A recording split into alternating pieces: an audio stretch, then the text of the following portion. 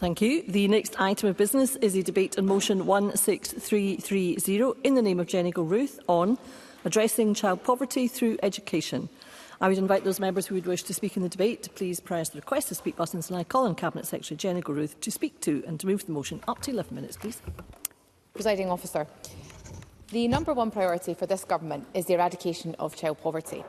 And it is an aspiration that I would hope every MSP shares, and it's why the government's motion seeks to be inclusive and recognise that there is more to do. And we may differ on the proposed action that we take to get there, but ensuring Scotland's children grow up in a nation free from the scourge of poverty should be something that all of us can find common cause on.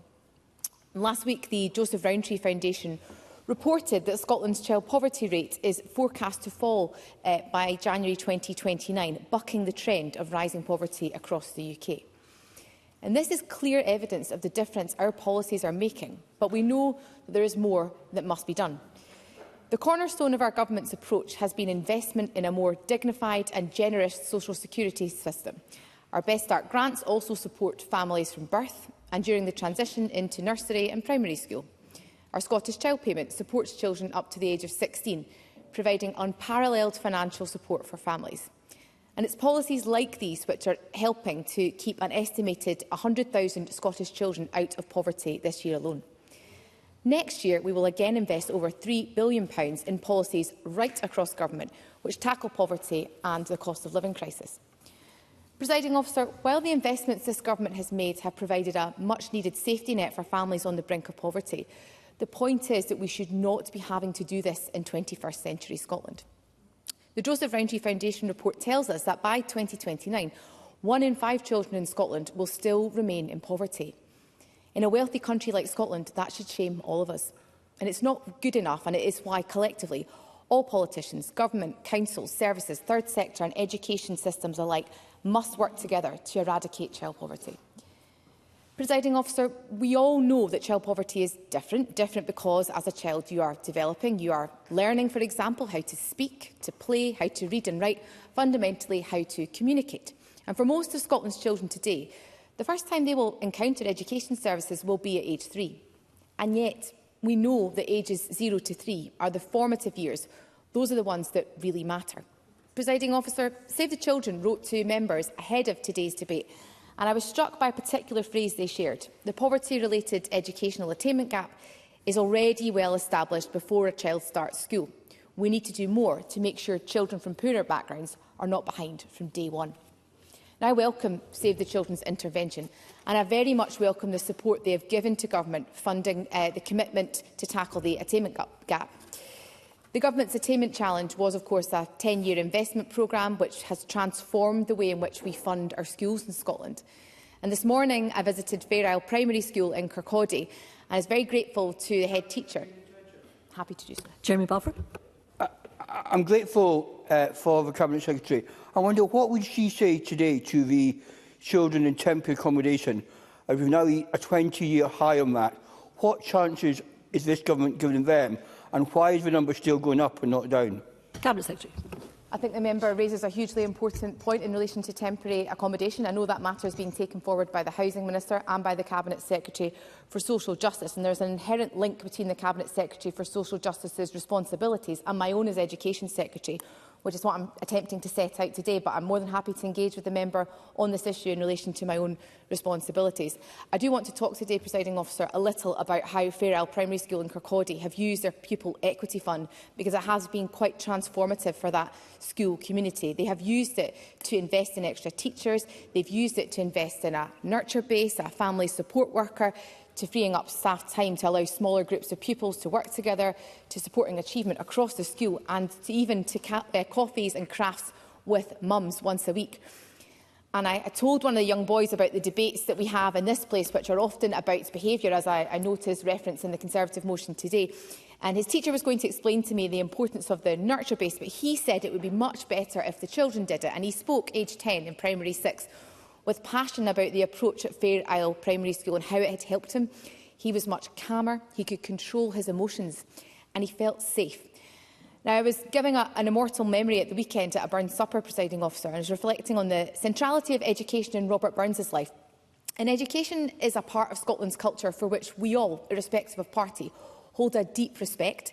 And I think our respect for education needs to extend beyond school and consider, of course, the role of education in breaking the intergenerational cycle of poverty. Now, we know right across schools in Scotland, about 97% of schools benefit from that additional funding via the Pupil Equity Fund. And I know members will understand for themselves how PEF is supporting schools in their own constituencies. And of course, next year's budget will see an extra £130 million being provided via PEF, going directly to head teachers for initiatives that are bespoke for every school, meaning that teachers can, for example, help to reduce the cost of the school day. We know in Woodburn Primary School in Midlothian, they are helping families to apply for benefits, including travel cards. And I was also struck on a visit to Brace High School in Falkirk by the active and impactful Cost of the School Day pupil group, who are doing some really innovative work on reducing or removing costs associated with the school day. And my officials, presiding officer, have been working closely with schools and every local authority in recent months across the country to gather evidence of the impact of PEF as we reflect on this 10-year programme of investment. And we will be sharing this learning in the spring. Happy to do so. Martin Whitfield. Very grateful to the Cabinet Secretary for taking intervention. And on that analysis as to the value of PEF, does the Cabinet Secretary know when she'll be in a position to publish those? Because one of the things that we have had is a lack of information from across Scotland of the effect of PEF funding. Cabinet Secretary. I thank the member for his question. I think I've just outlined we will be sharing that learning in spring, so we would seek to publish the data at that time. But I have another invitation for the member and for members across the chamber today to join me on one of the range of visits we have planned across the country with my officials to go and speak to pupils, to staff, to those who work in the third sector in schools about the impact of this funding, because it has been transformative to the type of spend that now happens in our schools. And it is now firmly embedded within our schools. And as I've previously said in committee, it is my strongly held view that PEF should remain as a catalyst for improvement where it is needed most beyond this parliamentary session. The purpose of this extra funding was, of course, and it remains, to drive educational improvement. And indeed, the Achievement of Curriculum for Excellence data levels, so the ACIL data from December, shows that the highest levels of literacy in our schools are now being recorded on record and the lowest poverty-related attainment gap to date. Now, that does assure me that pupils are benefiting from the support of their teachers and other staff throughout their primary and early secondary education. But we also know the overall poverty-related attainment gap has reduced by 60% since 2009-10 under this government for young people leaving school and going on to a positive destination, which is again welcome news. However, let me be clear, we have much more to do to close the gap.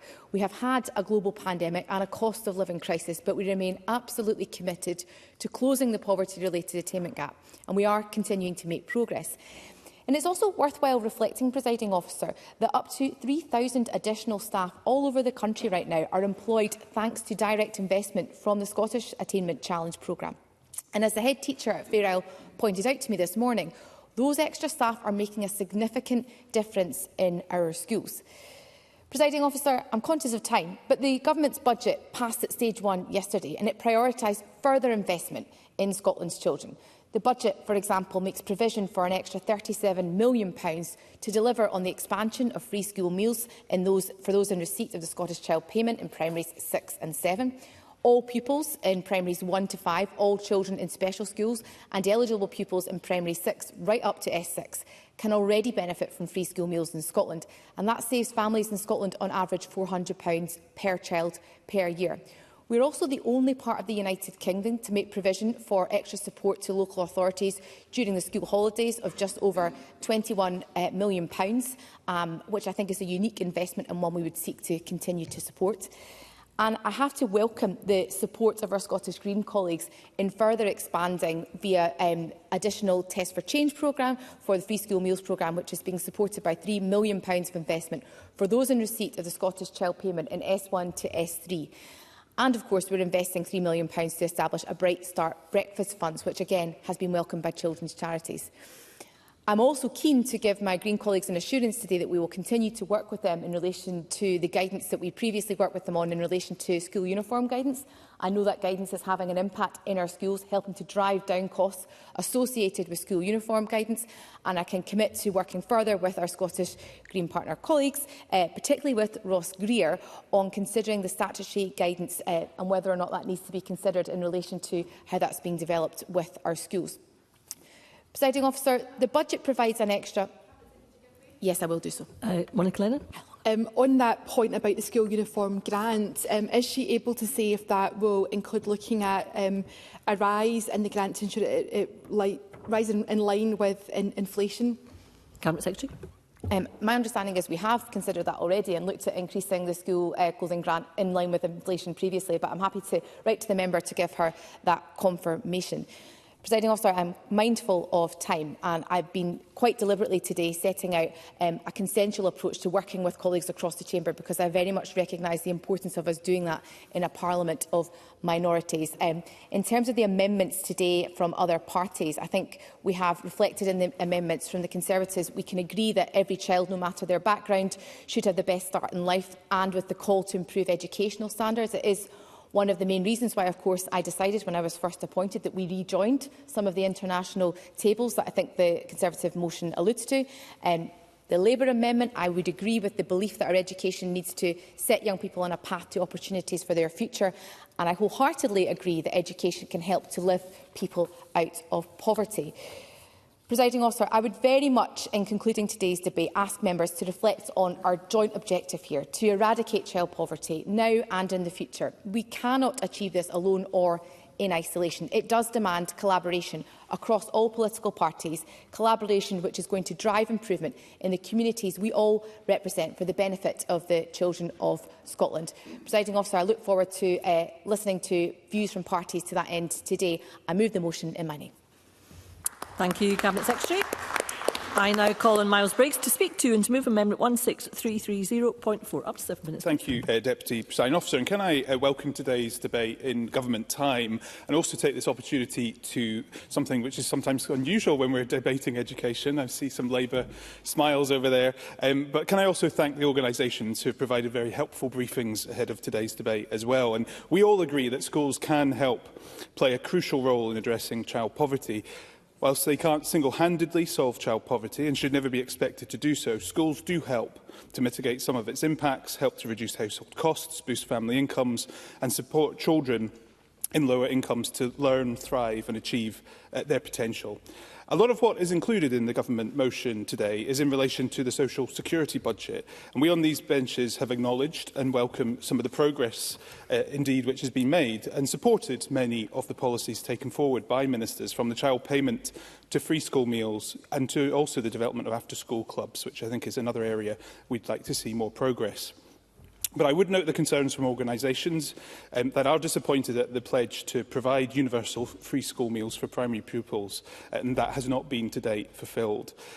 What has been recognised by every organisation, though, in their briefings, is who are working on reducing child poverty measures and putting in place support, is it is abundantly clear that we need to see the better delivery of more flexible childcare for parents to access training opportunities or to get into employment. And my colleague Ros McCall has consistently raised our concerns in relation to early years and childcare. As it is clear, there does still remain significant disparity in the availability of early years provision across the country, which risks, in often many cases, deepening inequalities, limiting parental and employment opportunities, and does have a long-term consequence for children's development and their educational outcomes. Presiding Officer, many of the conversations I've had with teachers and unions since taking up the role of Shadow Education Secretary have focused around the issue of violence and disruptive behaviour in our schools, and the need for ministers to act and provide clear direction to restore discipline in schools and make sure that every classroom, wherever that might be in Scotland, is a safe learning environment for all our pupils and teachers. That's why last week Scottish Conservatives again brought forward a debate to demand action, and why I'm concerned this week in East Dunbartonshire we've seen This issue leading to teachers planning industrial action over the behaviour of pupils in that area. It is not the first time school staff in Scotland have taken this step. Teachers at a school in Glasgow took strike action in 2022 over violent and abusive pupil behaviour. In 2024, a survey of staff in Aberdeen found that many had experienced violence and more than a third had been physically assaulted. Now, Scottish Conservatives have brought forward debates on this. Government ministers have taken forward work on this. But it is the most pressing issue for teachers. And I would welcome a full debate in government time on how ministers plan to actually address this situation in our classrooms. Yes, happy to. Martin Whitfield. I'm very grateful for Miles Briggs to take an intervention on this point, and I do not disagree in any way, shape or form with how he has very eloquently described the challenges that face in our classroom. But could I invite the Speaker to conjugate on whether or not that's just in relation to the poverty that some children are suffering and growing up in, or other factors that play into the violence in schools and the environment that we have in schools that perhaps extends beyond the remit of today's debate? Miles Briggs.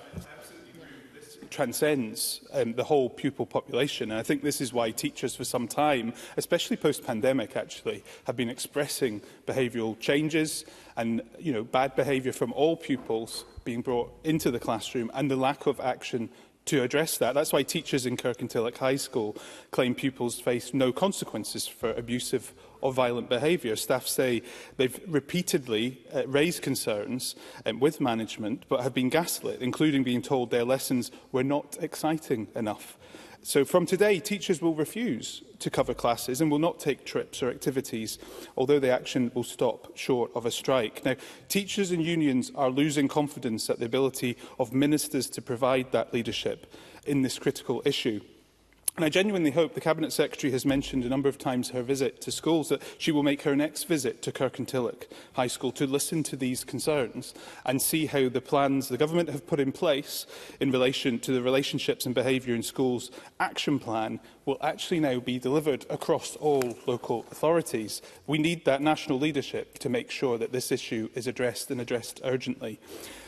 Presiding Officer, many organisations working with care-experienced young people and young carers have also identified specific problems they face in relation to maintaining their learning and have acknowledged very specific personal situations and the holistic support which they require. That's why in our motion today I wanted specifically to look towards what we would like to see. And I do believe there is a growing consensus now across Parliament that young people are more likely who are living in deprived areas to actually have a caring and support role for a loved one. Children in families living with at least one disabled member are more likely to be living in poverty compared to children in families with no disabled member. And research tells us that young carers are more common in families who have an unemployed adult or low incomes. That's why we want to see, and are calling in our amendment for today's debate, for ministers to undertake a review of policies to improve the identification and support of care-experienced and young carer pupils in schools, ensuring they receive necessary assistance to succeed in education.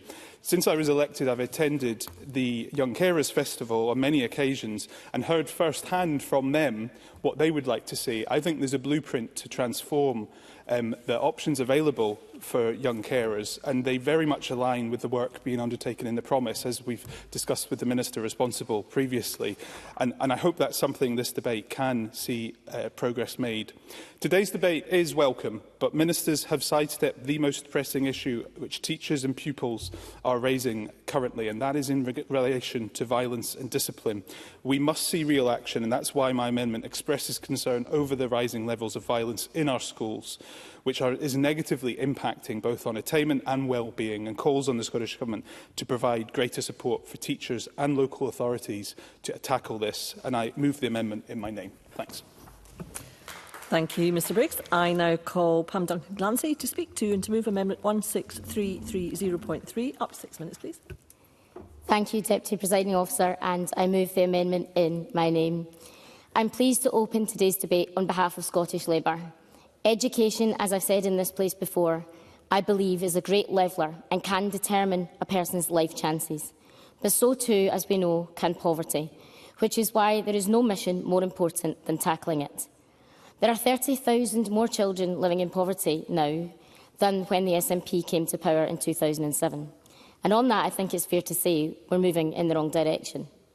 Across Scotland, though, in schools, colleges and universities, staff are working day in, day out to do what they can to reduce household costs, to boost family incomes and to support children on lower incomes to learn, thrive and achieve their potential.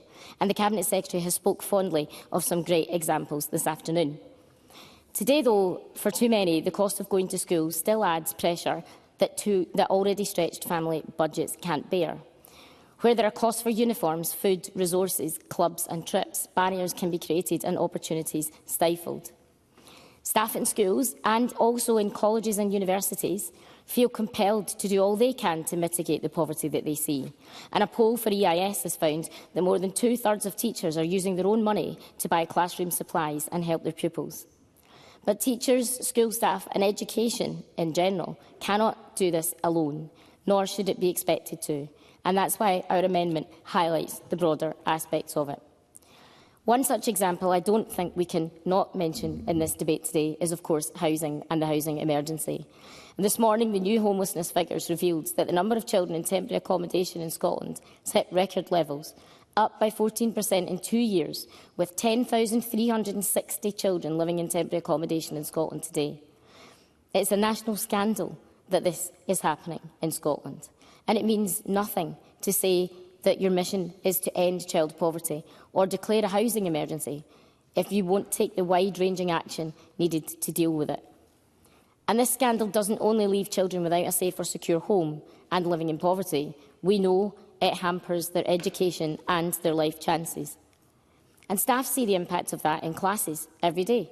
A recent NAS UWT survey found that 70% of teachers have said more pupils than ever are lacking energy and concentration, and 62% reported more pupils coming to school hungry. And we see it in the education outcomes, sadly, too. The attainment gap between the most and least deprived areas of Scotland is once again widening in all access areas, and for hires is the widest it's ever been. For care-experienced young people and disabled young people, it's unacceptably wide. That the potential of children in Scotland is being held back by poverty or background is a tragedy, and the Government must take broader and further action to address it. It's also why it's really disappointing that some of the things the SNP said they would do have not come to pass. Promises to children that were incredibly important to their life chances, including the promise to roll out free school meals to Primary 6 and Primary 7 pupils. Presiding Officer, in local authorities across the country, as I've said, there are, of course, great examples of initiatives to help address child poverty. And we, in the job we do, have the privilege of seeing many of those first hand. Some councils, for example, of course, are removing the need for young people to collect documentation, to pay for a passport photo, to apply for their national entitlement card, allowing them to access free bus travel. Instead of families having to pay for required proofs, councils using school records to verify young people's details, simplifying and poverty-proofing application processes. The Government could look at rolling this initiative out across the country and work with Young Scot to consider other ways to increase uptake and reduce costs for families.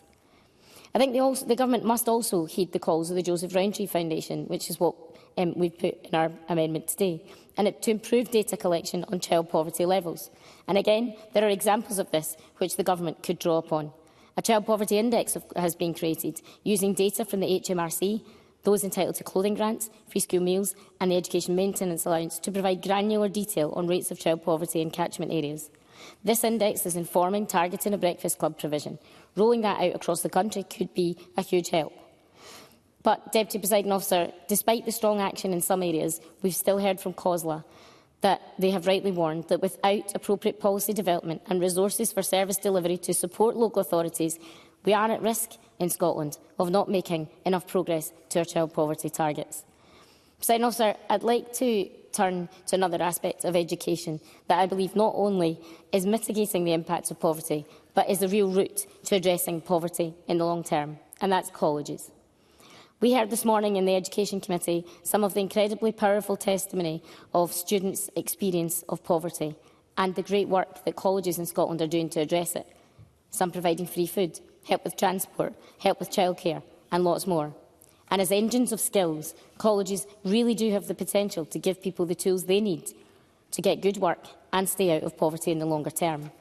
But as we also heard in committee this morning, the Government has created an impossible landscape for colleges, with the impact of a real terms cut to the sector, meaning it could be very difficult for them to continue to provide such comprehensive support. Scotland's children and young people deserve more than this. We need them to have a government that will tackle poverty at its roots, look at the breadth of issues and policy levers available to it, and to use them. That's what we see when we see action like, for example, what the Labour Government's New Deal for Working People is doing to deliver a real living wage for more than 200,000 lowest paid Scots, or affordable public transport and housing support, ending problem debt and providing help and support for families across Scotland. That would change direction on poverty in Scotland, and Scottish Labour are ready to deliver that. Thank you, Presiding Officer. Thank you, Ms Duncan Glancy. And I now call on Ross Greer to open on behalf of the Scottish Greens. Up to 4 minutes, please. Thank you, Presiding Officer. And I'm grateful to the Government for bringing this debate. But I should be clear from the start that it would be wrong to suggest that we can end child poverty through education. We can certainly mitigate it, absolutely, but we cannot end it. And it would be a lie to tell the children of Scotland that they can educate themselves out of poverty in a society and an economy that is structurally designed to prevent that. Far more significant changes are required. Of course, education is important for the individual, but it cannot solve those structural problems in our society. Most children in Scotland who live in poverty are in working households. The majority of them have at least one parent or carer who has a job and who is simply being paid such a poor wage that it is impossible for their family to live above the poverty line. And you cannot educate that problem away. Someone has to do those jobs on an individual basis. Perhaps with greater education, people can move on to a higher paying job, but that job will still exist, the one paying the poverty wage. Someone still has to do it. It's wrong that the job pays that wage in the first place. Those are the problems that we need to tackle. That's why I'm proud that when the Greens were in government, we required any company bidding for a public sector contract in Scotland or those in receipt of grants from the Scottish Government pay at least the real living wage to those workers providing that service.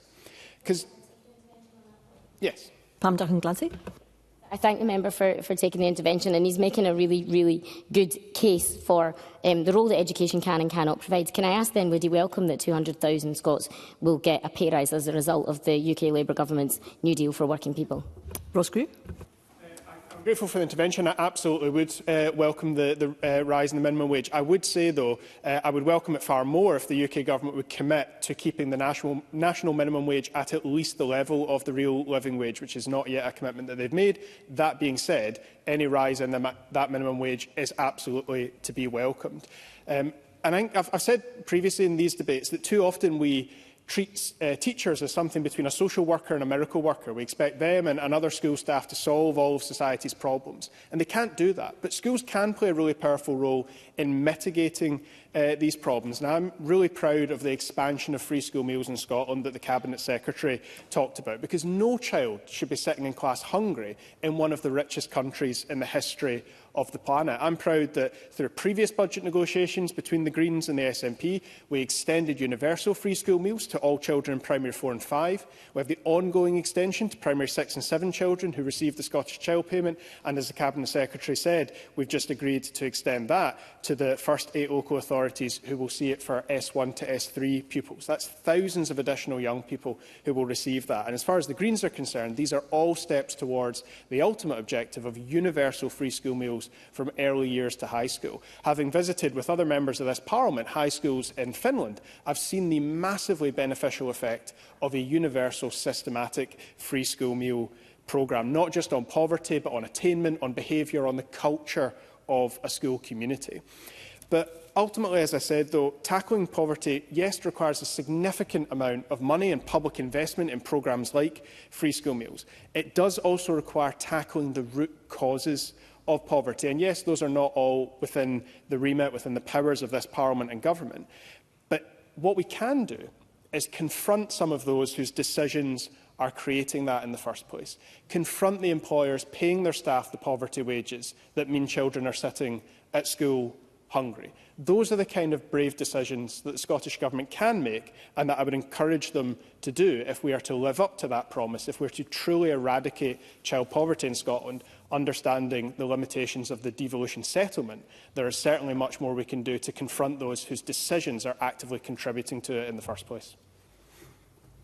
Thank you, Mr Greer. And I now call on Willie Rennie to open on behalf of the Scottish Liberal Democrats. Up to 4 minutes, please.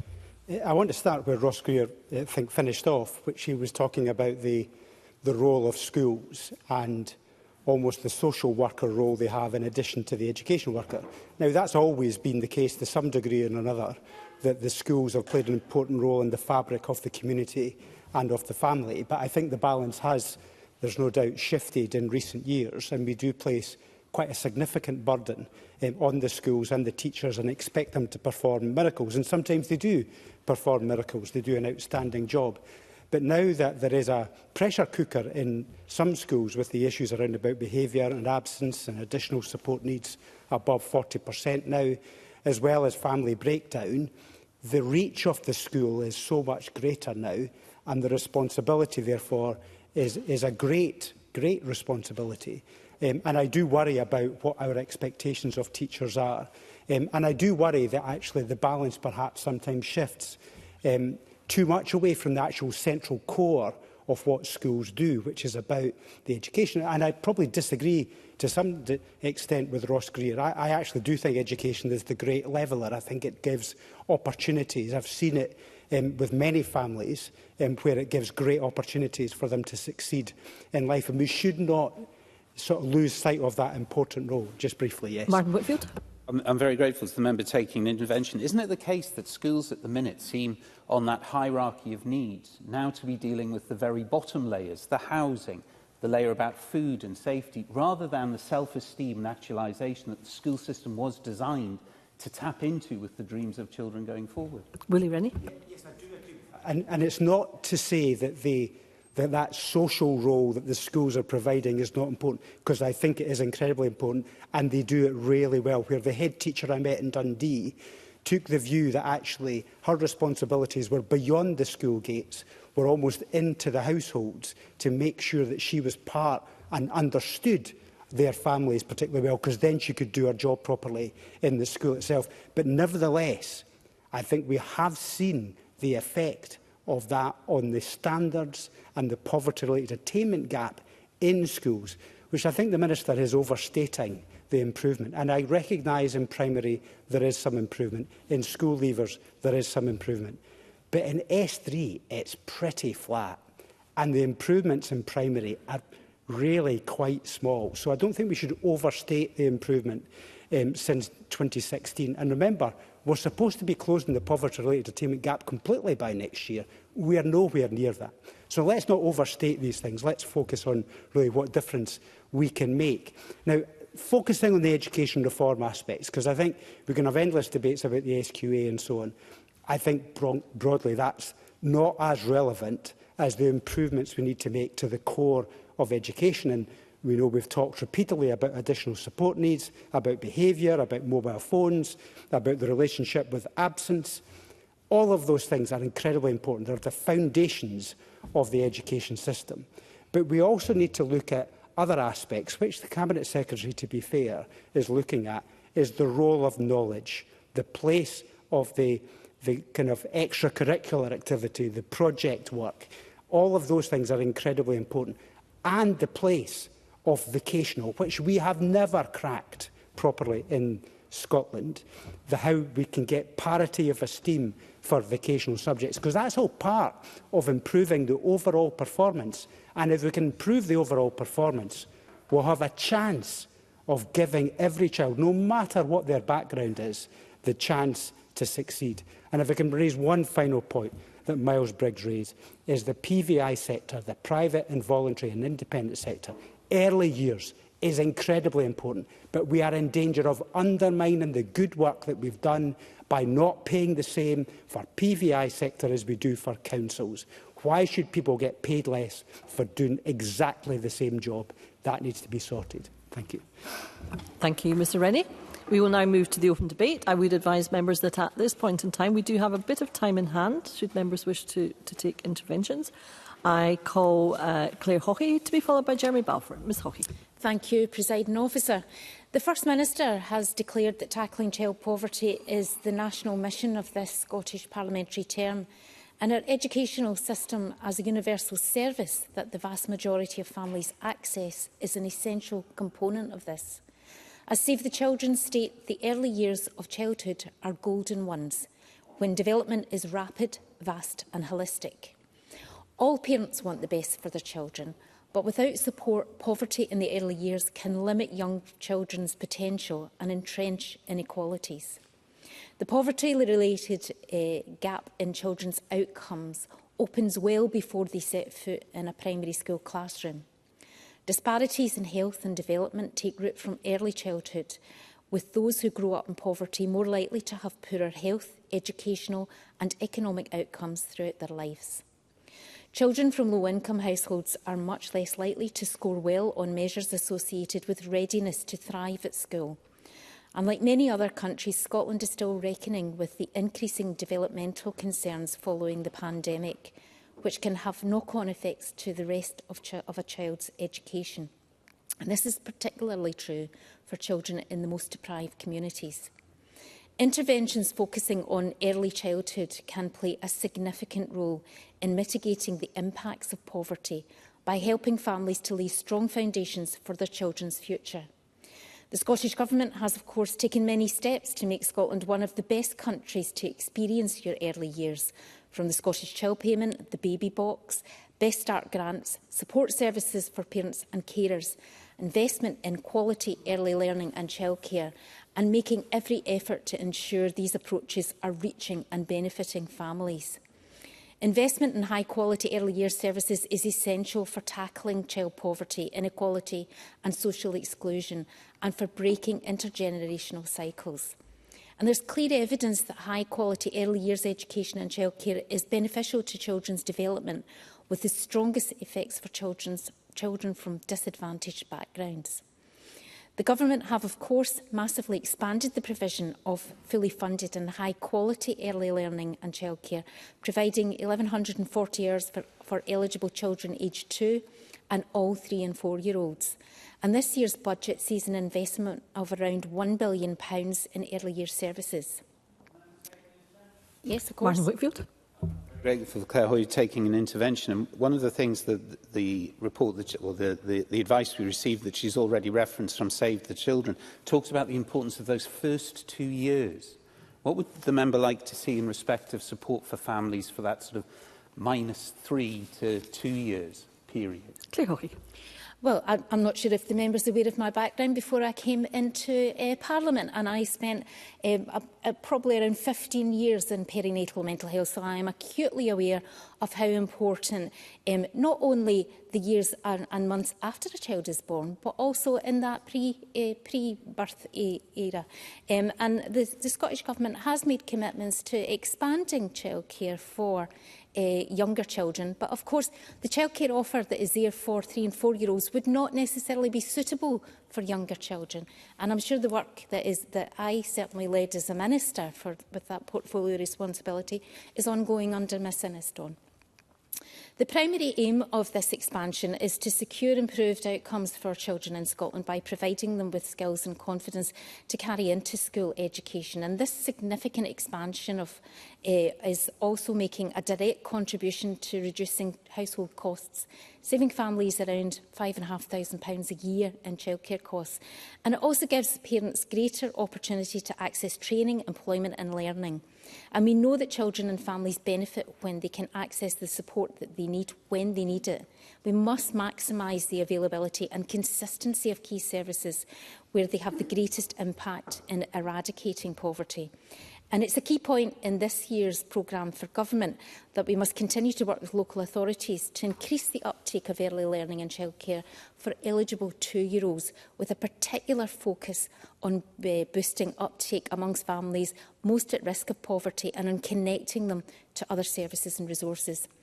Presiding Officer, education has long been nimble in contributing to wider tackling poverty agenda. And we could see this during lockdown when schools and nurseries rallied to support families and when colleagues worked together on the cost of the school and indeed nursery day, pooling and sharing sometimes small ideas which can have a huge impact. The focus on education equality is linked to wider goals to eradicate child poverty and vice versa.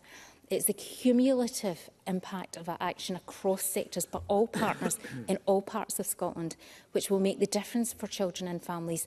And that starts with the decisions that we make and the priorities that we champion in this Parliament. Thank you, Ms Hockey. I now call Jeremy Balfour to be followed by Bill Kidd. Mr Balfour. Thank you, Deputy Presiding Officer. Let me agree with the Cabinet Secretary and with Mr Rennie that I do think education is a vital tool to tackle poverty. Giving our young people the best education possible gives them the skills to build a better life. A quality education system isn't a luxury, it's an essential building block for a thriving nation like Scotland in the 21st century.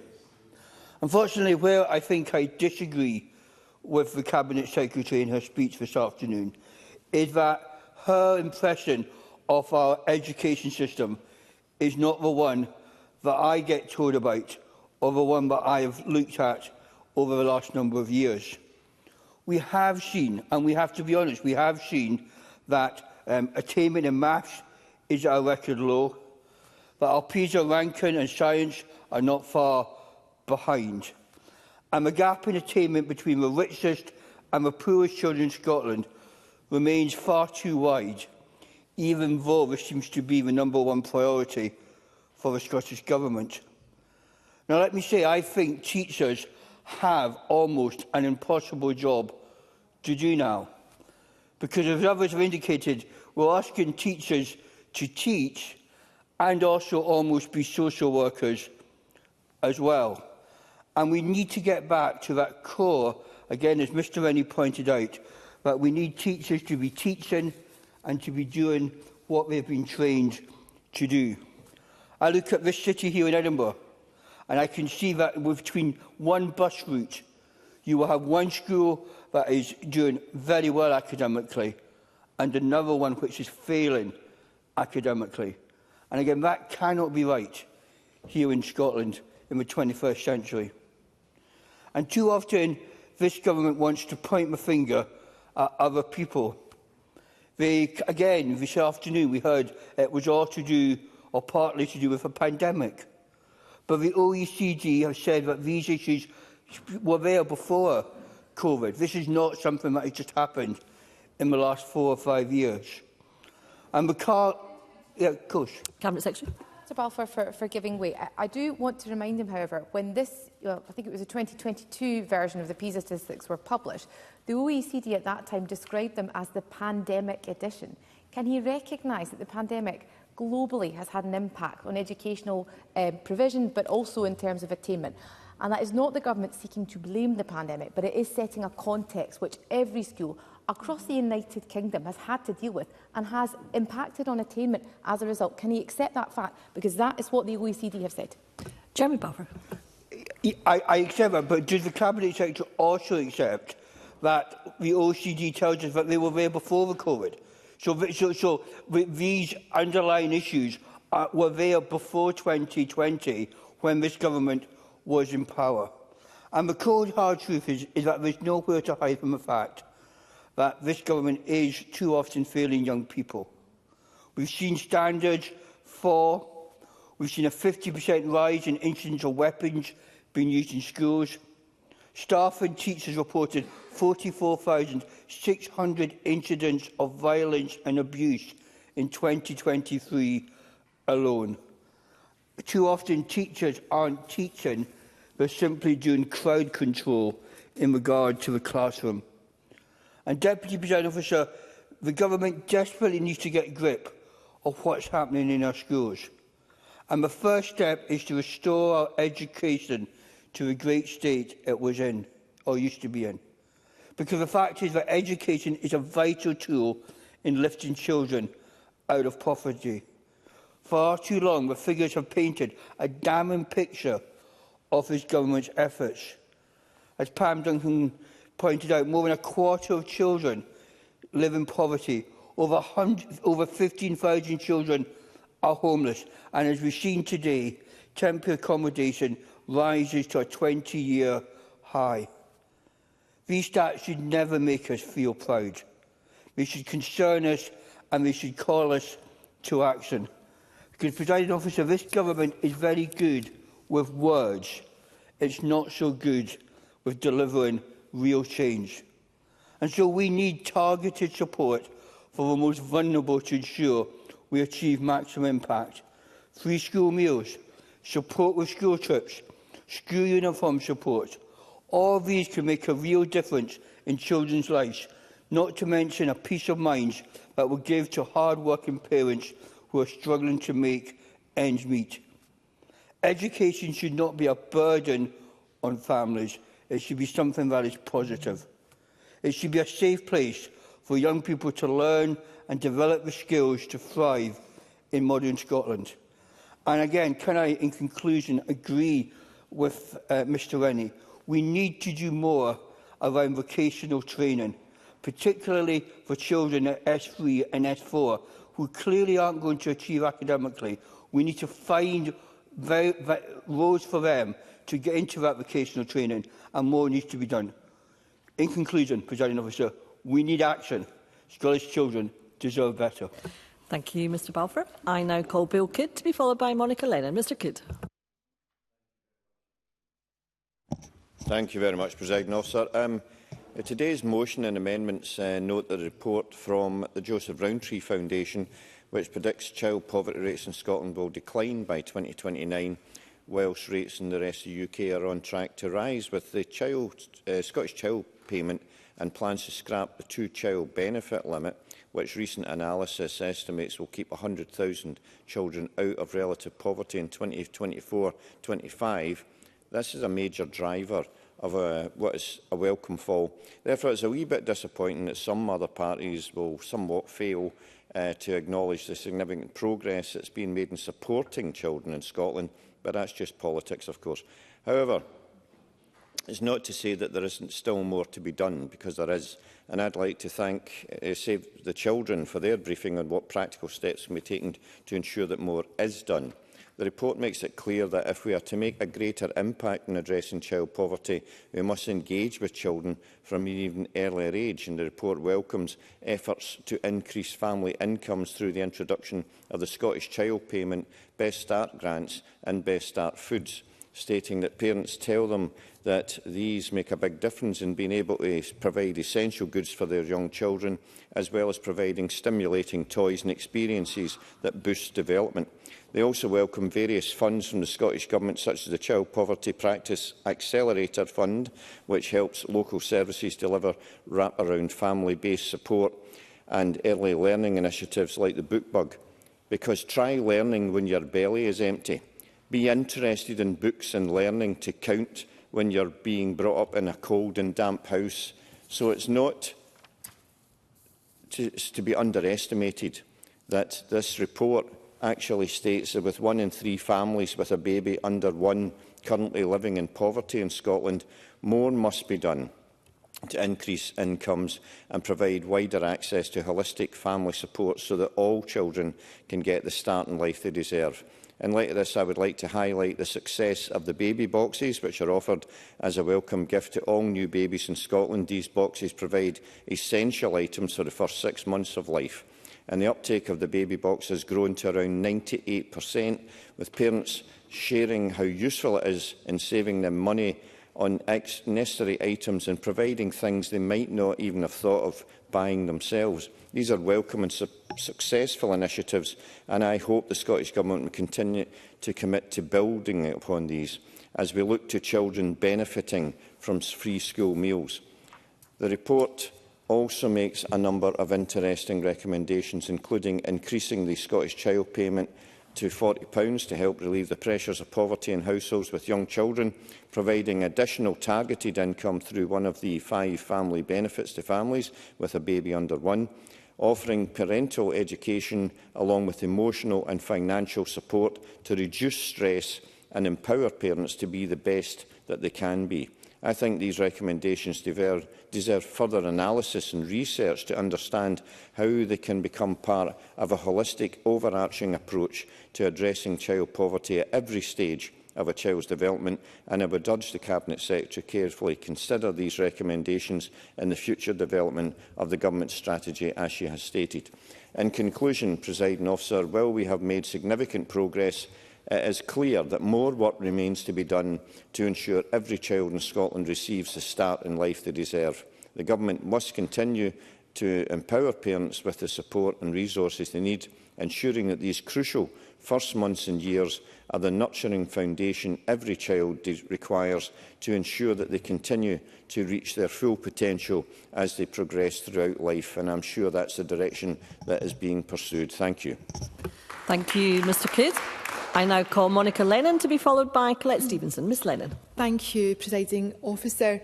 Growing up in one of Scotland's most deprived communities is likely to put a person at the bottom of the class and, in too many instances, into an early grave. This is what I said to Parliament in my very first speech back in 2016.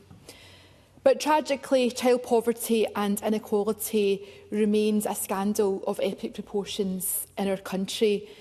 In Scotland today, 1 in 3 families with a baby under the age of 1 are currently living in poverty. The Cabinet Secretary rightly talked about our shared aspirations to eradicate child poverty. However, this is more than an aspiration. It is our legal and moral obligation to babies, children and young people in every corner of Scotland. Ahead of the debate, Child Poverty Action Group in Scotland highlighted the crucial role that schools play in addressing child poverty. And while they can't single-handedly solve child poverty and should never be expected to do so, our schools do mitigate some of its worst impacts, helping to reduce household costs, maximising income and supporting children from lower income households to learn, thrive and to reach their potential.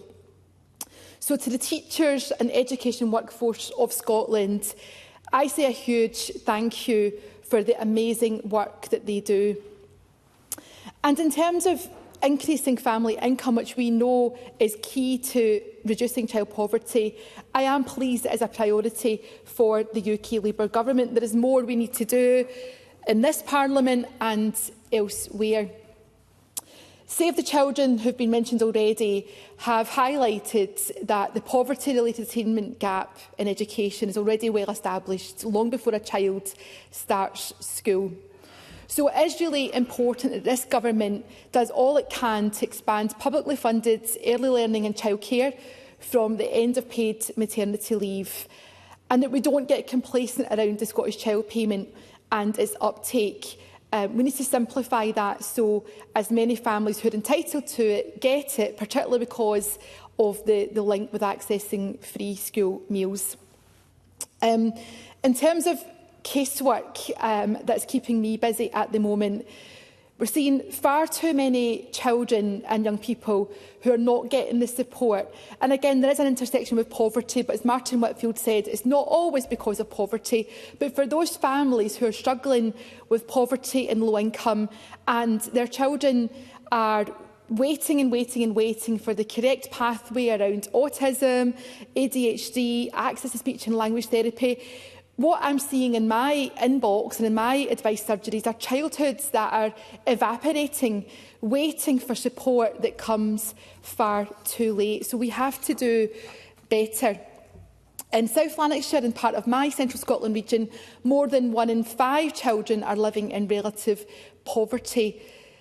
I've been asked to ask the Cabinet Secretary what additional provision will be put in place for young people in S5 and 6, as EMA has not changed for more than 20 years, remaining at £30 a week with low eligibility criteria. As I said, I think in the Chamber yesterday, in an intervention to Ross Greer, I really welcome the commitment to expand access to free school meals, but we're already a long way behind and we really have to speed that up. And the Cabinet Secretary knows that we have discussed before the importance of young people's voices being at the heart of that. Presiding Officer, we have learned a harsh lesson in this Parliament when we set targets and don't live up to people's expectations. We missed our climate targets because of delay and inaction. We cannot do that when it comes to the child poverty targets and reducing child poverty. So we have the evidence. I think we have the political consensus. We just have to get on and do it. Thank you. Thank you, Ms Lennon. I now call Colette Stevenson to be followed by Alec Riley. Colette Stevenson. Thank you, Presiding Officer. We know that children and young people do not exist in isolation. They are directly and indirectly affected by their parents or carers, economic stability or instability. Of course, children from wealthier families often perform better in various aspects of life, including education, sport and overall well-being. This playing field must be levelled. I want to see a more equal and fair society, and for that to happen, we must support families to break cycles of poverty. And the SNP Scottish Government recognises this, and I am delighted to see the commitment to eradicating child poverty being matched with bold action. And thanks to the work of the Scottish Government, Scotland is set to be the only part of the UK to see a decline in child poverty rates in the coming years, with a growing gap between child poverty rates in Scotland and Labour-run England and Wales. Of course, the draft Scottish budget for next year will develop the systems necessary to effectively scrap the two-child cap in 2026. This decision by the SNP government will lift a further 15,000 children out of poverty. And as someone who has first-hand experience of childhood poverty, I can tell you now that the impact this will have on the lives of these children cannot be underestimated. It's not only about full bellies and warm homes, it's about providing equal opportunity and an environment to thrive and succeed. Education has a dominant role in all of this, and under the SNP government, Scotland is the only part of the UK to deliver 1140 hours of universal funded early learning and childcare for 3- and 4-year-olds and eligible 2-year-olds. This childcare provision is saving families on average £5,500 per child per year, but crucially, it helps in children's development and supports parents to stay in or take up work or learning. The Scottish Government's draft budget proposes an investment of approximately £1 billion to continue 1140 hours next year. And for children in school, the budget also provides money for Best Start breakfasts to hopefully expand breakfast clubs across Scotland, and £37 million to expand free school meal provision to P6 and P7s in receipt of the Scottish Child Payment. This builds on the delivery of universal free school meals to all P1 to P5 pupils in Scotland. Another SNP government delivery is the pupil equity funding. This is part of the Scottish Attainment Challenge, a programme to use education to improve outcomes for children and young people impacted by poverty. Pupil equity funding is worth more than £1.8 million per year to head teachers in East Kilbride alone, giving spending power to head teachers to best close the poverty-related attainment gap for their pupils. On top of these investments, the Scottish Government will provide a £186.5 million boost to local authorities to increase teacher numbers, as well as £29 million extra in funding to recruit, train and develop the education workforce, supporting pupils with additional support needs.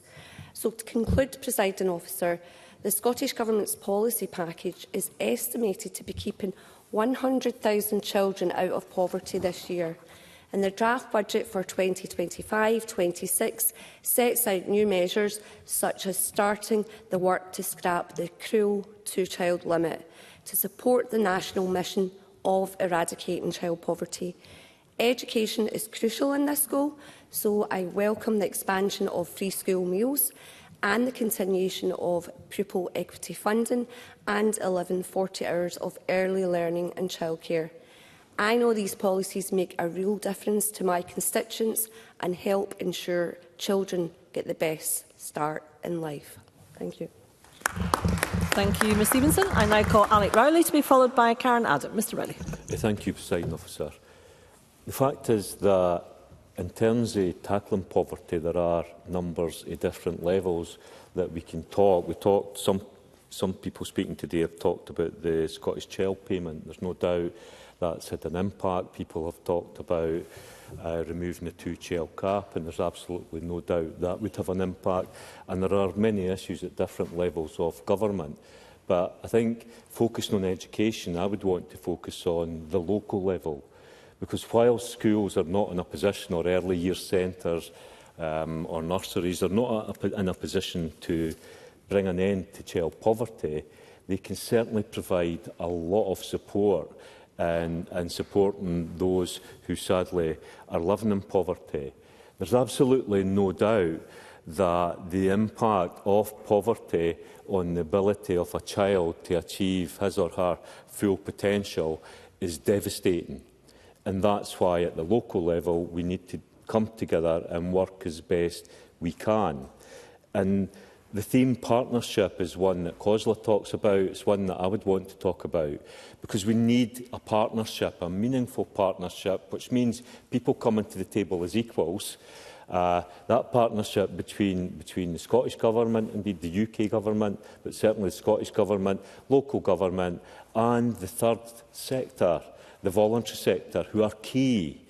You know, in Fife, for example, you have the big house multi-bank. It was established in Fife. It's now been rolled out in many parts of the UK. But that was set up in Fife, and it was set up in partnership between the councils, the local authorities, local businesses, large national businesses, all contributing. And if you visit one of the warehouses they have established in Lochgelly, you go in and there's masses of products there, from shoes to food to cleaning materials, just everything that you domestically that you would need. But just having that and then trying to distribute that, how do you reach those who are in the greatest need? Because sometimes I feel that we're unable to do that. And the way to do that is through the schools. So the teachers are involved. Schools will contact the Big House project and will say this is what we need. And then the council provides support, the voluntary sector's involved, and they get the goods out to the schools, out to the social workers. So it's that type of approach at a local level. In terms of the schools, whilst I think we all acknowledge schools won't tackle poverty, I remember many years ago as a councillor going into Benarty Primary School, in your own constituency, Presiding Officer, and the head teacher and the teachers coming in and bringing bread in the mornings and making toast and tea, and the head teacher saying to me, there's no child that will come in here and learn the same if they're sitting there hungry for the whole morning. Now, thankfully, since those days, there's a lot more investment went in, and there's a lot more breakfast clubs. Fairell Primary School hasn't just been a leader in recent times. Fairell Primary School down in Kirkcaldy has been doing masses of good work over many years. When I was a councillor, I used to visit that as well. And so it's back to that point that it's about partnership. You know, the Scottish Government don't have all the answers. Local authorities might not have all the answers. Local authorities and health authorities have to, by statute, produce a report on what they're doing to tackle poverty, child poverty, and they then have to produce reports and updates on how they're delivering on that. There is a real willingness out there, but we need to understand partnership better, and we need to work in partnership better to support the amazing school staff and all the volunteers that are doing so much in our communities to actually lighten the impact to poverty. And that would be a good start for the Scottish Government, partnership. Thank you, Mr Riley. And I now call Karen Adam. Ms Adam. Thank you, Presiding Officer. Before I became a member of this Parliament, I was a local councillor for Aberdeenshire, and I sat on the Education and Child Services Committee. And in this role, as in that role, I would often hear the words attainment gap, wielded often as a political weapon. But there was a really important part of that phrase that was left out, and it was the crucial part. They would admit the poverty-related attainment gap. And I'm glad to see such a focus on that today. Because poverty is not just a statistic, it is a lived experience. It's a gnawing hunger. It's a humiliation of not having clean clothes or having to wear ill-fitting clothes. It's the shame of missing out on school trips and the anxiety of knowing that you might not be going home to a warm meal that evening, even a decent mattress to sleep on. A room of your own might seem like an absolute luxury to many, or even a space just to have privacy. So education alone cannot lift a child out of poverty if they are trapped in a cycle of deprivation. For a child who is cold or hungry or struggling with the weight of any family hardship, focusing on learning can feel absolutely impossible. How can children concentrate when they haven't eaten since the day before? Now, I've spoke with families who often feel judged because their child has a phone at school and they know that they're having support. Why do they have a mobile phone? Well, it might be their only connection to a parent who works night shift. It might be their only means to vital services. Poverty is not just about income, it's about dignity. It's about choices that people do not have the luxury to make. And we need to ensure that we eradicate judgment and we eradicate the shame and stigma also associated with it. This is why tackling child poverty must be interwoven with every relevant Scottish Government policy that we can. And I commend the action that the Scottish Government is taking to mitigate damaging policies imposed by Westminster. And I do find it quite frustrating, the cognitive dissonance that I see over and over again. How come, do you think, 14 years of Tory austerity, do you think that's improved our education system? No. Imposed by the Tories, backed up by now Labour, also, imposing the national insurance hikes. What do you think that's going to do to our education system? We'll have to work together on this, but you have to stop coming to the Scottish Government and asking them to sort out the mess that both of your parties made at Westminster. Join the dots. That's what I'm asking. And we also have to look beyond the symptoms of what I'm hearing on bad behaviour in our schools. Pay attention to the causes. We must be very careful in how we have that debate. We must be sensitive. We have children with additional support for learning needs. We do not want to stigmatise them, and we also don't want to stigmatise our teachers and make the public think that the teachers aren't coping with their jobs. It's really important that there are sensitivities around this and it's not used as a political weapon. Presiding Officer, the Joseph Rowntree Foundation projects that child poverty will decline in Scotland while rising in the rest of the UK. The Scottish Child Payment, as we have heard previously, has been called game-changing, and that is for a reason, because it is. And in this year's budget, we're investing in education as a tool not just for learning, but for liberation from poverty, expanding that free school meals, increasing school clothing grants, and investing in Bright Start breakfasts. Now, these aren't just numbers on a spreadsheet. They're policies that do change lives. For young carers, children, before they even get to school, are maybe having to administer medication to siblings, provide emotional support to struggling parents. Now, our social security system recognises that reality and it provides direct financial support, and people having that support should not be stigmatised for it.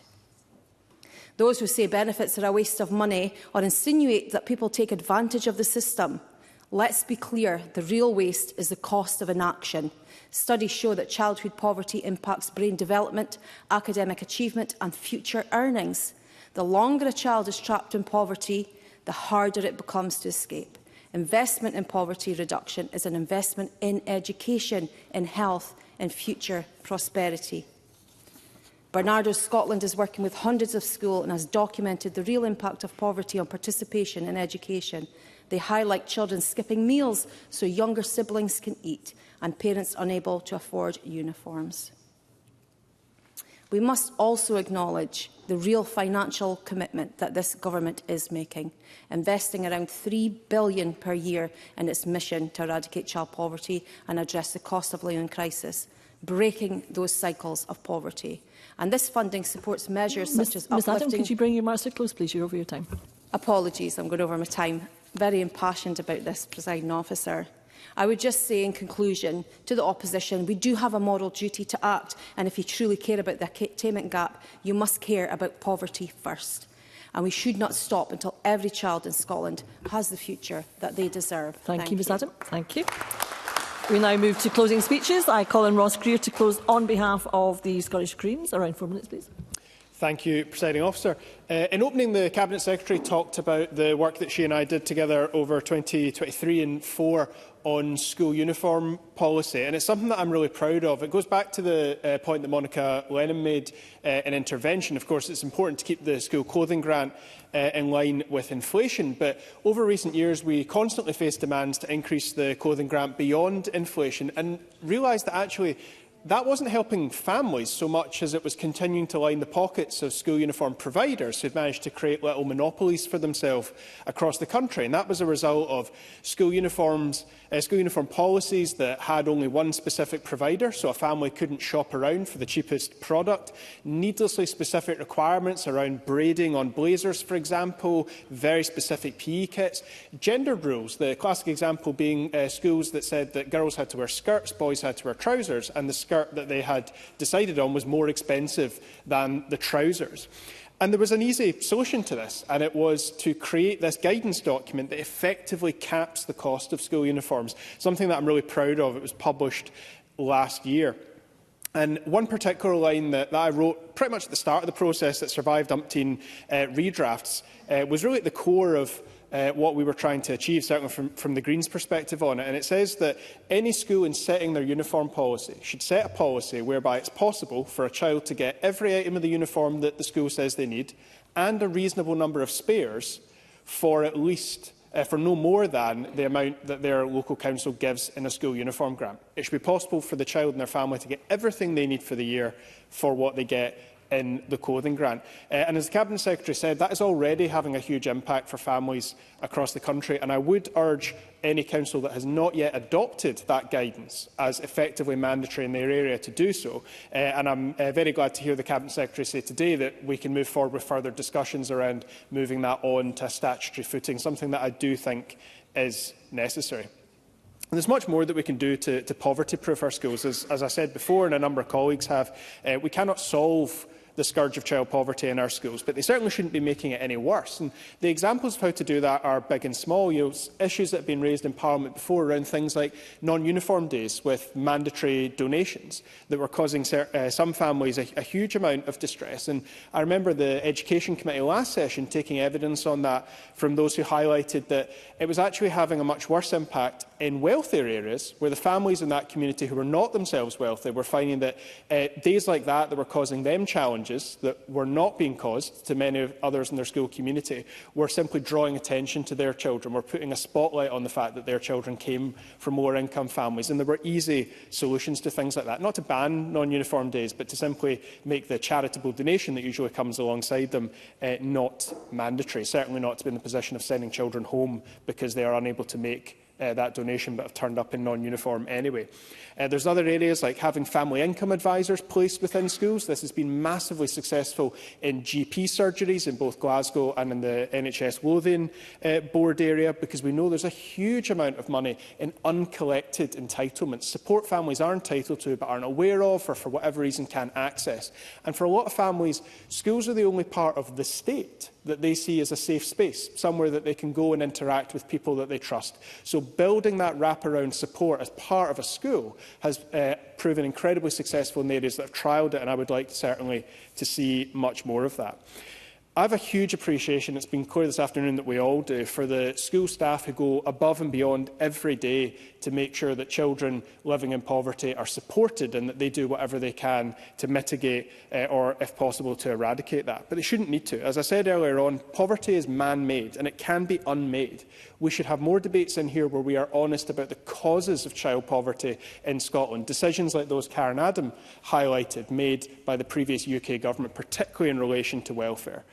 We can end child poverty in Scotland, not just with the powers of this Parliament and Government. It would have to involve cooperation between both Scottish and UK governments.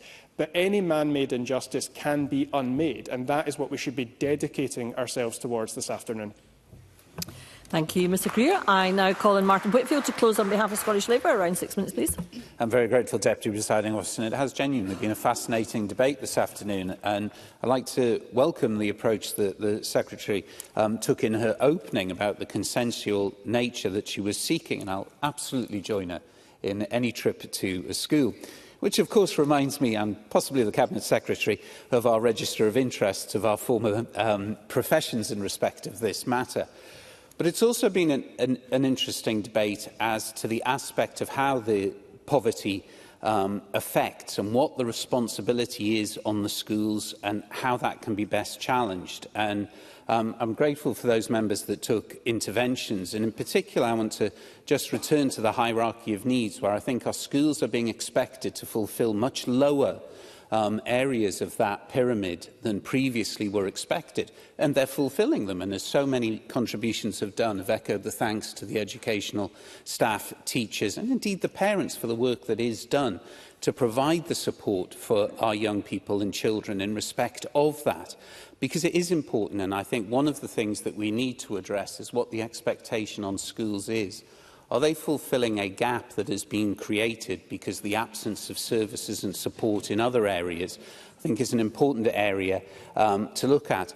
And again, both the Cabinet Secretary and many others have raised Save the Children's contribution to this debate, and I echo my thanks again to them, because I think they do highlight something that we are aware of, but I am not sure we trumpet enough. That the evidence is absolutely clear that we need to do more to make sure that children from poor backgrounds are not behind from day one, and a number of contributions pick that up. We've talked about the need for the widening of the free school meals and the consensual approach that's being sought. And of course there are a significant number of areas where we can agree, but to pick up Alex Rowley's contribution, it is about partnership. This is about working from the UK Government, the Scottish Government, local authorities, down into our communities, and with the third sector and the charities that are doing so much, because the solution isn't going to be the same all around this country. The solution in our rural areas is very different from the central belt. The solution, even within our cities, is different depending on the areas that are there. I want to pick up on what Miles Briggs contributed about because of the need for flexible childcare. And I think it is important that we look at that preschool period of time where the support both works for the child but also works for the family, who are frequently seeking challenges. And in passing, I would welcome the announcement today, although of course, I understand that the Cabinet Secretary may not want to go there, about the multi-year funding that's been announced with regard to the Family Fund. But also the flip side of that, the two other pieces of news that have arrived today, the very, very challenging Oversight Board Report 3, which I'm going to assume that the Government will be making a statement about in the near future, and I don't expect the Cabinet Secretary to go there, but we are a long way from where we need to be. And also the housing statistics that were raised today initially by Jeremy Balfour in an intervention. If children don't have shelter, they are not going to learn. Those children go to school, as Karen Adams rightly said, perhaps to seek safety, to seek security, to seek warmth, to seek food. Our schools have a bigger responsibility towards our young people. But if that cannot be provided, and only the schools can provide it, then we are in a desperately dangerous position. I am conscious of time this afternoon, and there were a number of contributions that I wanted to pick up on, because I do think that there has been a lot in this, from Ross Greer's thoughtful opening about mitigating the circumstances, and Willie Rennie, who decided to take the debate forward after that speech, almost like working in unison towards it. But given the time that's left, I would like just to pick up a few points which I think are important. We agree that education is an incredible tool to lift people out of poverty in the long term. But what's more important today is for each child is that they're able to participate well in a school and in wider education without the adverse impacts that poverty places. This means having parents in well-paid work and supported so they don't go to school hungry. It means having community centres and youth groups where children can go after school to continue to be safe and to be supported. It means having an education system that supports young people to achieve regardless of their background, and they are measured by that achievement from their point of view. It means having excellent and available early years provision where skilled practitioners are resourced to provide the early intervention that we've talked about and how important it is. And there's no better example than that than we encompassed it within the UNCRC and the expectation young people and children can have of this government, of this place, of local authorities, of emanation of the states, because we are being challenged on one of the most basic human rights that our young people have. And the government has a very challenging record on child poverty. The child homelessness figures, the number of children in temporary accommodation hits record highs. That is shameful. And we're failing to deliver and sort on this. We're failing on the poverty-related attainment gap. We're failing to fund local government. We're failing to reform education in a meaningful way. There is a very old saying that poverty is the thief of dreams. And the question for the government and the question for this Parliament, given the legislation that says we must do this, is how long are we going to allow that thief to steal from our young people? I'm grateful, Deputy Presiding Officer. Thank you, Mr Whitfield. I now call on Ros McCall to close on behalf of the Scottish Conservatives. Around 7 minutes, please. Thank you, Deputy Presiding Officer. I'm pleased to close the debate this afternoon on behalf of the Scottish Conservatives. The SNP promised to transform Scottish education. It was their #1 priority for many years. And the language has rightly changed from "judge me on my record in education" and the closing of the attainment gap to addressing child poverty through education and the poverty-related attainment gap. But it adds up to the same thing, a supposed priority focus on education to help with societal issues. So what has changed in the education of Scotland's children over the last 18 years? International rankings tell us a troubling story, with Scotland's PISA scores in maths and science at record lows. The attainment gap remains almost stagnant, with outcomes for the poorest pupils remaining virtually unchanged. ASN pupils are not currently adequately supported in the classroom. Care-experienced pupils are still routinely excluded from school, and I know that Mr Whitfield mentioned the oversight report, which I'm sure we'll get into later. Children's mental health is not being supported, and CAMS targets haven't been met, not once. Deaf students are being failed, with a continual reduction in the numbers of BSL teachers. Teachers are experiencing violence in the classroom daily. Teacher shortages and vital cuts to school support failing all our children, and in particular those are the very children who need the help the most. And if these are the results the SNP have on focusing on education, what can we expect from something that's a little less lower on the agenda? So how can the SNP government claim to be in pursuit of ending child poverty when too many of our children are continually left behind by an education system that's inadequate in giving them the skills they need to succeed in life? Frankly, Scotland's children need an education system which can help to lift them up, not put them down. And that's what education is supposed to be about, giving all our children, no matter their start in life, the best possible chance at taking the opportunities which a good education can give them, whether that be knowledge-based or vocation. The truth is, Deputy Presiding Officer, education may only be a part of the Scottish Government's mission to eradicate child poverty, but it remains a pivotal to the chances of our young people.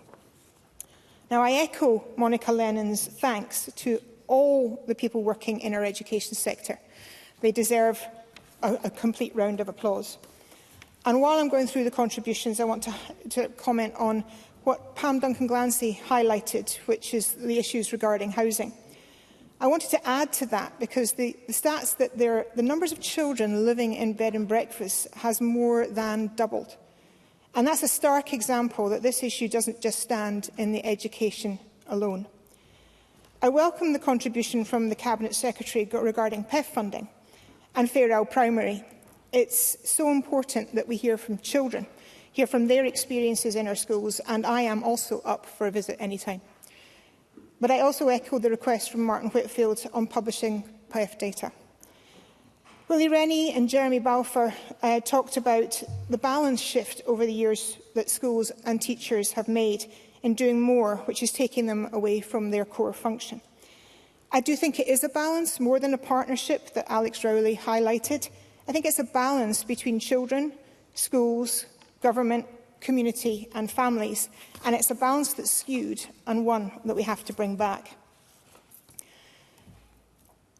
At the end of I want to sort of continue, and in my last few minutes, I'm going to sort of bang on at the drum again for the excellent work that the Social Justice and Social Security Committee did on parental employment, again highlighting that this can't stand alone.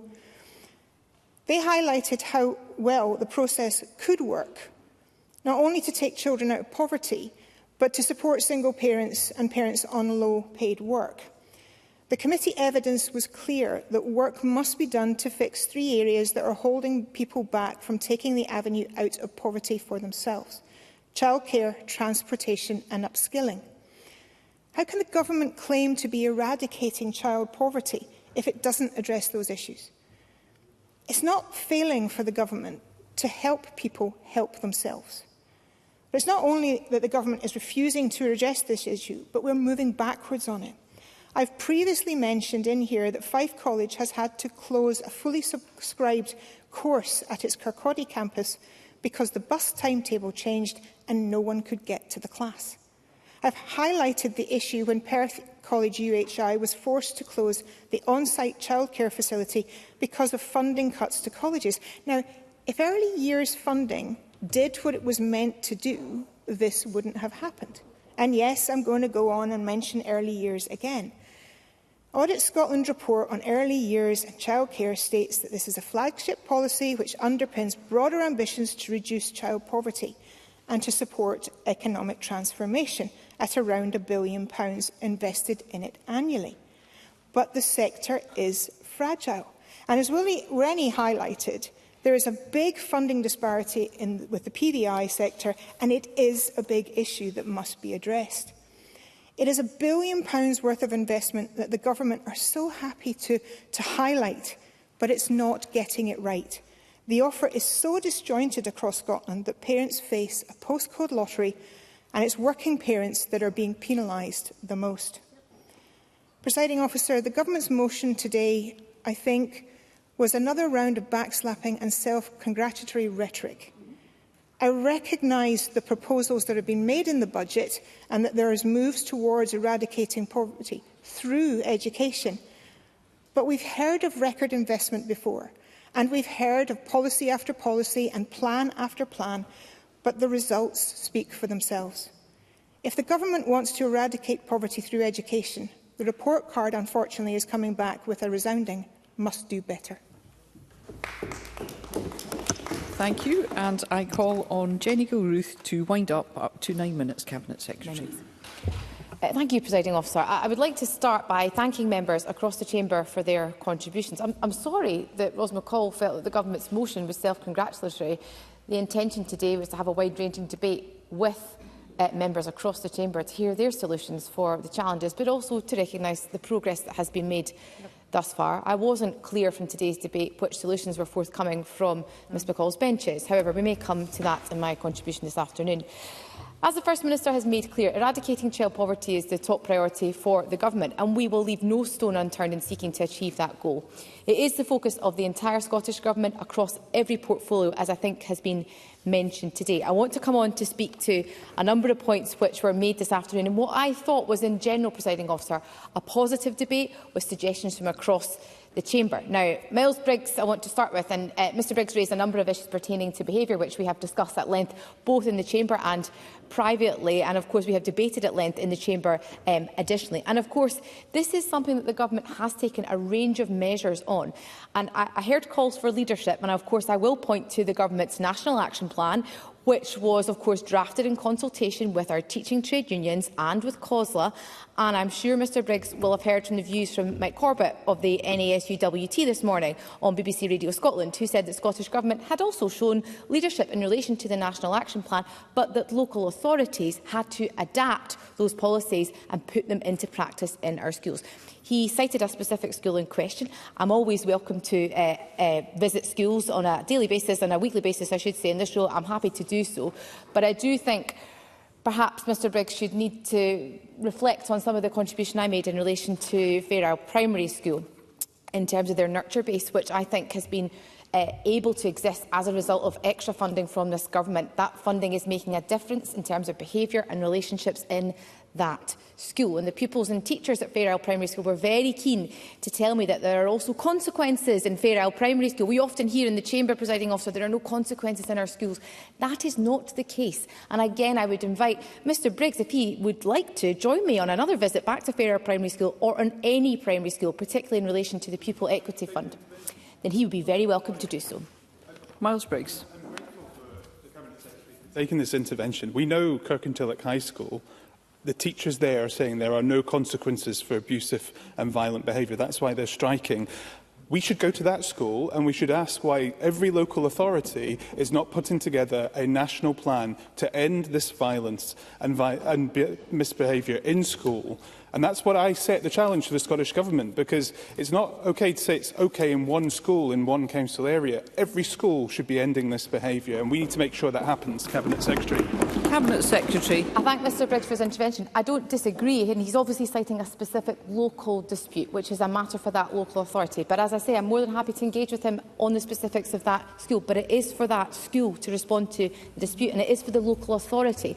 The Government can set national parameters, but it is for the local authority, as Mike Corbett from the NASUWT made very clear this morning on the radio, to enact how that works in our classrooms. Of course, we've heard today comments from the Joseph Rowntree Foundation more broadly, and I want to come to some of Pam Duncan-Glancy's points in that regard, because, of course, Chris Burt, the Associate Director, has stated we need concerted efforts from the UK Government, including social security, to deliver the better society free from poverty that all of our children deserve. And I hope that the member will reflect on the range of different policies that hamper our efforts in relation to the eradication of child poverty, from the benefit cap, the bedroom tax and the rates of universal credit that I think Karen Adam alluded to in her contribution today. And it is against that landscape, Presiding Officer, that the Government in Scotland has been forced to mitigate. But that is not the point of this Parliament. We shouldn't be having to use significant amounts of taxpayers' money to mitigate against decisions elsewhere. Ross Greer is quite right to talk to expectations in relation to my previous profession. And I would extend that somewhat further to the role of the school more broadly, which has changed in recent times. And I think this was exactly the point Mr Rennie was getting to in terms of our expectations on schools, which have grown, particularly in recent years. And perhaps I should reflect that is a result of additionality coming from the Government and expectations in relation to the role of school to close a poverty-related attainment gap, to engage with families, to have that broader locus in the wider community. What we expect from schools has undoubtedly changed, and I suppose the point I was trying to make is perhaps our approach to school funding needs to reflect and better understand that.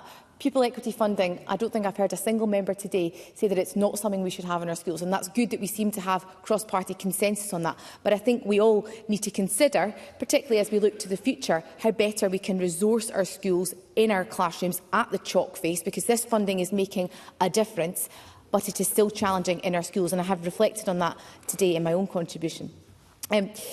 He spoke, of course, to the role of knowledge in relation to curriculum for excellence. We very much share a view on this, and of course that work is being driven forward by the broader curriculum improvement cycle, which is being led by our classroom teachers, and I think that lends it significant credibility.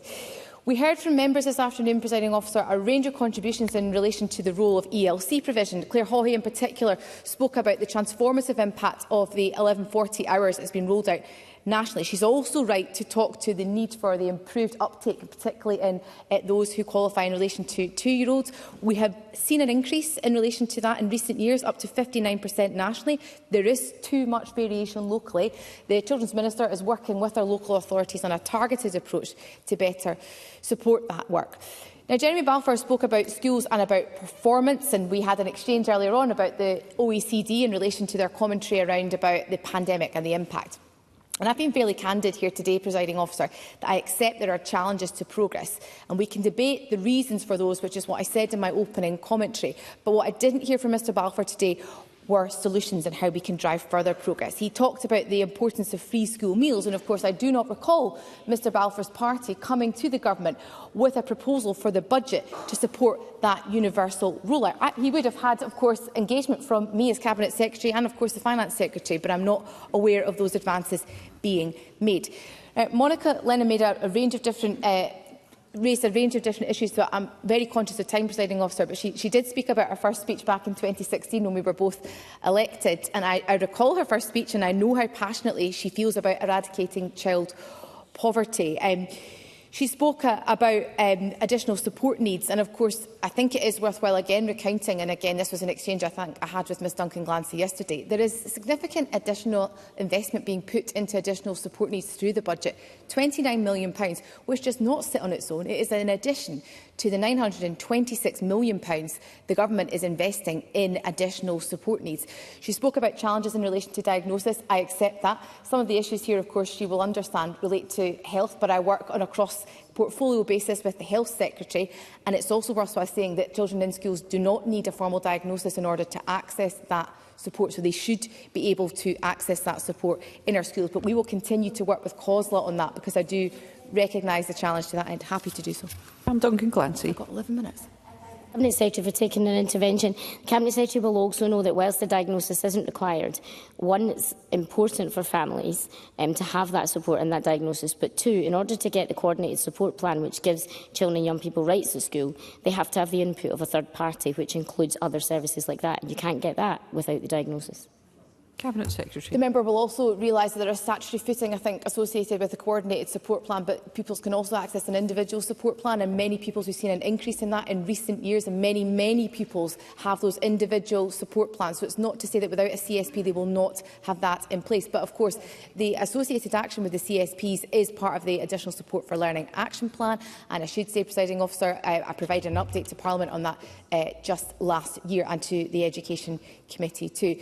I'm conscious of time, Presiding Officer. It would be remiss of me not to speak closing to Karen Adams' comments today, in which I thought was one of the strongest contributions from the government backbenches today. She was quite right when she said poverty is not just about income, it is about dignity, and we need to make sure that we eradicate the shame that is associated with poverty far too often. She also spoke of the cognitive dissonance in relation to funding, which I think was the point I was trying to make in relation to the government's efforts being hampered by policies from elsewhere. And I hope parties who perhaps have a locus elsewhere may be able to use any influence they have to encourage their...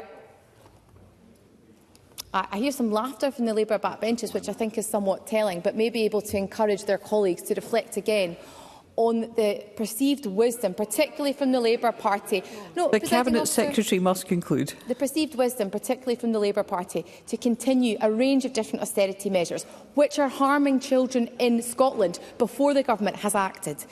Presiding Officer, in general, this has been a positive debate, but it is an opportunity for us all to come together to work towards the future.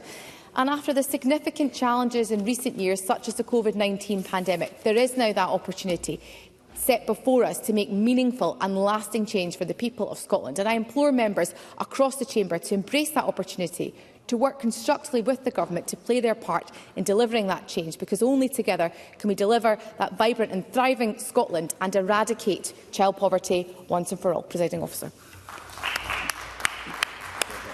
Thank you. That concludes the debate on addressing child poverty through education. It's now time to move on to the next item of business,